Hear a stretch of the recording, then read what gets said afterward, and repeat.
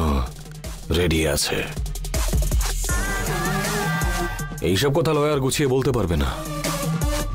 ঠিক আছে দাদা, আমি লয়ারকে নিয়ে গিয়ে বেল করিয়ে নিয়ে আসছে, এক্ষুনি যাচ্ছে।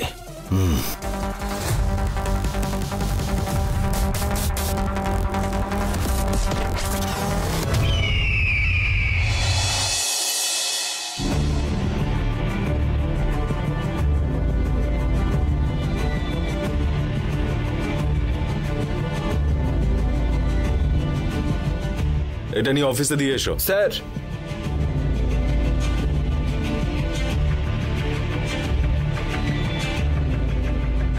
স্যার, আমার ছেলের সাথে দেখা করতে চাই। কি নাম আপনার ছেলের? ভৈরব। ও ভৈরব, ওই যে ভেতরে আছে। বড়বাবুকে একবার জিজ্ঞেস করুন, উনি যদি বলে আমি ছেড়ে দেব।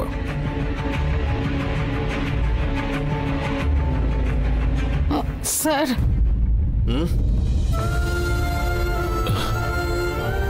কে আপনি? কি হয়েছে? আমার ছেলেকে দেখতে চাই। ভৈরব।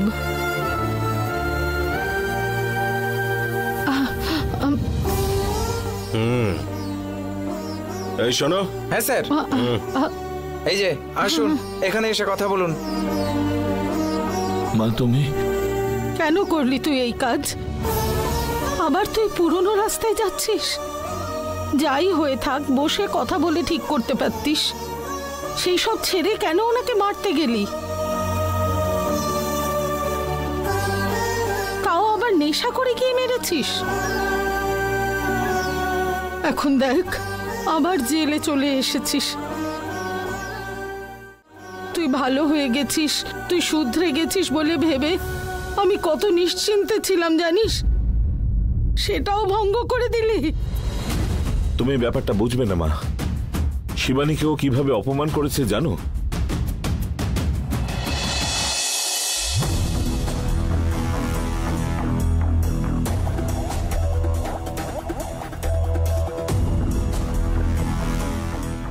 আমাকে মাঝখানে একটা কথা বলবার সুযোগ দেয়নি।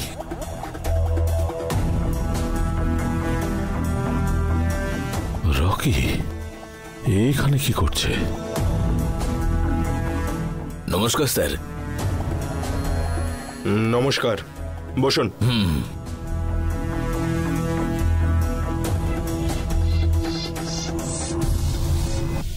কি ব্যাপার বলুন। এই ক্লায়েন্ট আমাদের দরকারি লোক। এইটা হলো ওর বেলের কাগজ। নিন, বন্ডটা নিন। সিওরিটি ইনি দেবেন। সব ডকুমেন্টস ঠিকঠাক আছে তো? সবকিছু এতেই আছে স্যার।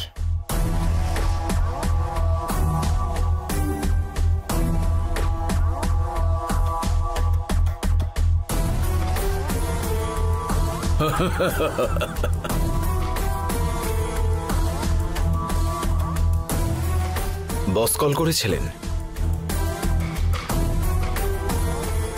করেছিল। আরে এই শোনো। স্যার, ওকে নিয়ে এসো তো। Okay sir.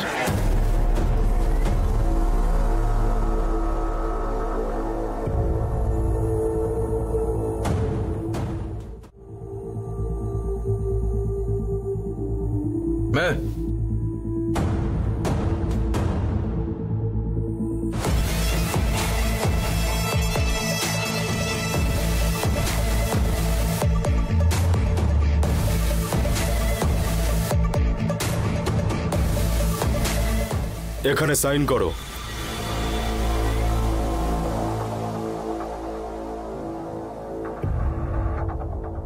লেফটি নাকি?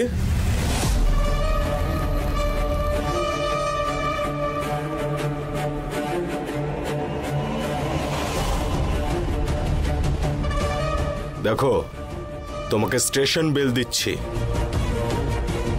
চার্জশিট ফাইল হওয়া পর্যন্ত এটার ভ্যালু থাকে। এরপর তোমাকে কোর্টে গিয়ে বেল নিতে হবে। এর মাঝে যতবার তোমায় ডাকবো ততবার আসবে।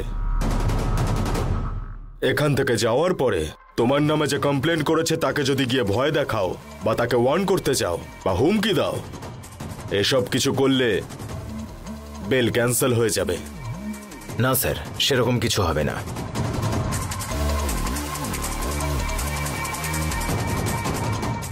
আপনার ইনভেস্টিগেশনেও ভালোভাবে কোঅপারেট করবে, তার গ্যারেন্টি আমি নিচ্ছি।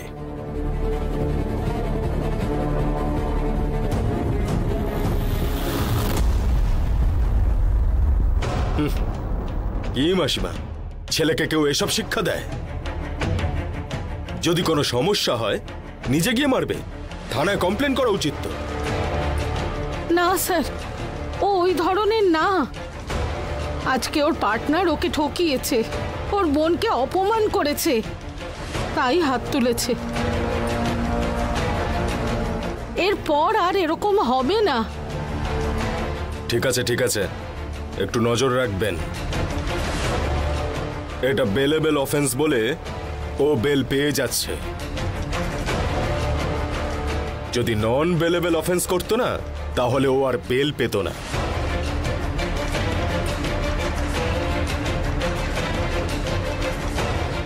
ঠিক আছে স্যার, আমি দেখে রাখবো।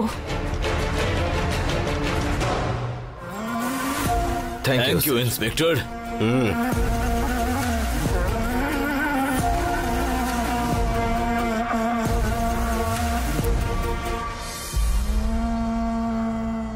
আচ্ছা স্যার, এবারে আমরা আসি। দেখুন মাসিমা, পুলিশ স্টেশন বা হসপিটালে কোনোদিন আসছি বলতে নেই, নিয়ে যান ওকে।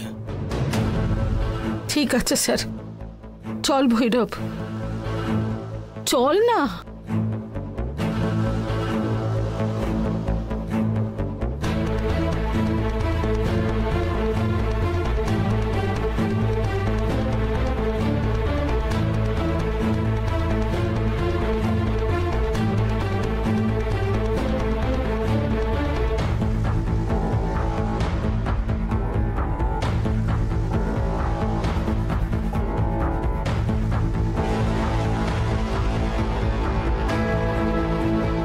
ভৈরব,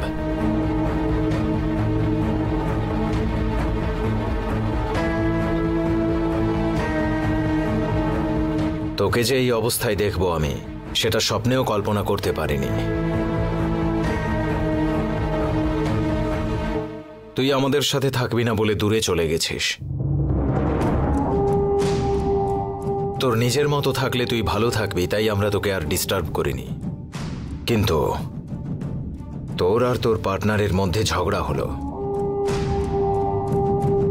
তারপর তুই অ্যারেস্ট হয়েছিস দাদা জানতে পেরে সঙ্গে সঙ্গে। শত্রুমিত্র এইসব বিচার না করেই তোর প্রয়োজনের কথাটা দাদা মাথায় রেখে তোকে বেল করাতে দাদা এখানে পাঠিয়ে দিল।